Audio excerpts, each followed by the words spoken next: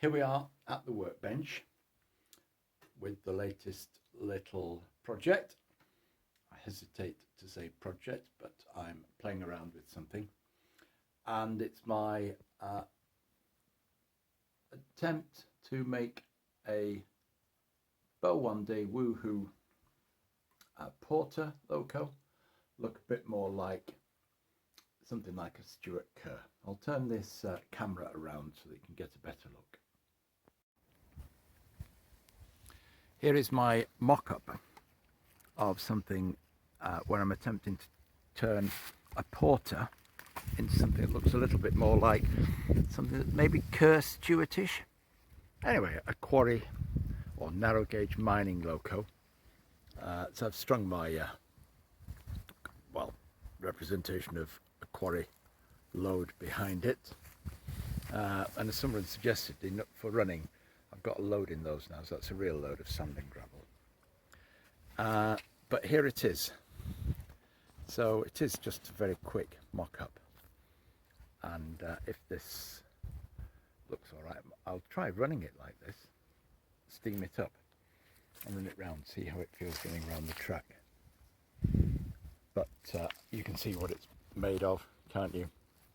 But we've put a running board, we call it running board, on, changed this from silver to black, taken off all the bolts or rivets around the door. I need to put the dart onto that again.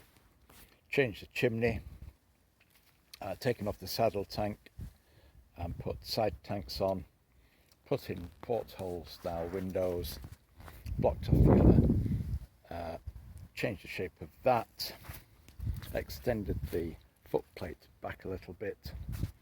I need to put some buffers on and couplings, and I don't know how these tanks will turn out when they've got some filler and more paint on, but you'd need to put a filler cap onto the tanks, think about other detailing things.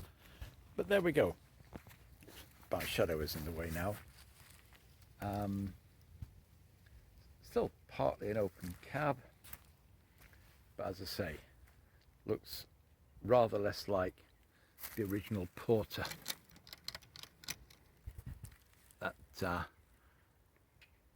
I bought. I need to give it another steam up. There's the gas burning inside the boiler, looking down the fire tube on this mock-up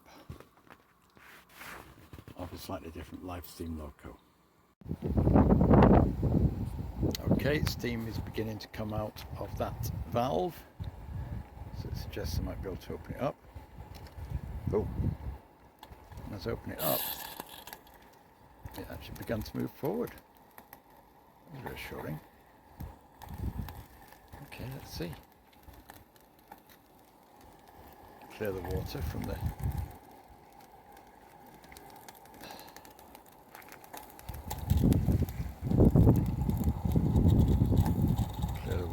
cylinders, from the tubes. I think we've got a leaking cylinder there. We're not just blowing out the water there. By the look of things, just one side, I would suggest, from just this cylinder there, there's a bit of leak.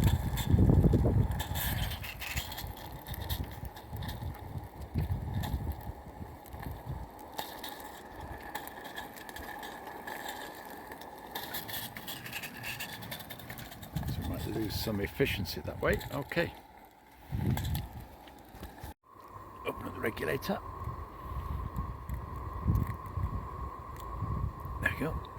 Is there enough pressure there? I don't know. Not quite. Is there not up to pressure yet? Surely there's enough. Yeah. been a bit touchy, isn't it?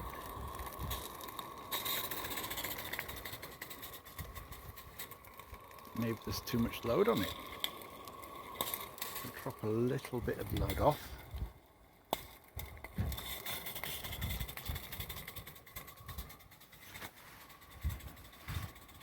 There we go. Up a slight incline here. And it pauses to build a bit more steam.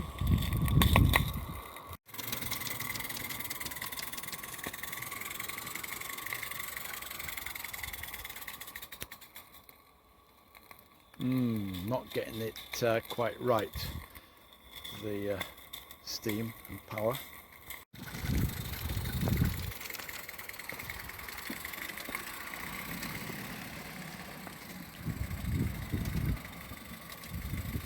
Well, the engine's running more smoothly with a little bit of load behind it.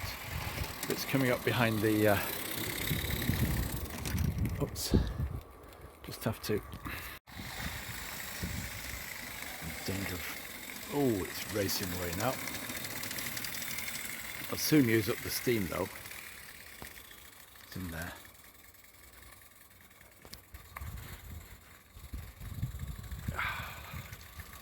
A nice cold day is perfect for lots of lovely steam. But look at the leak from that near side front cylinder.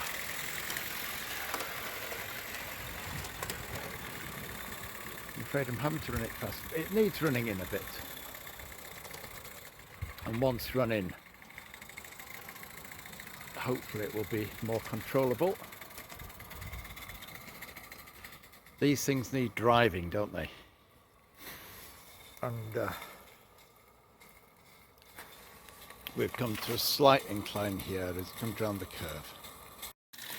Start it off again.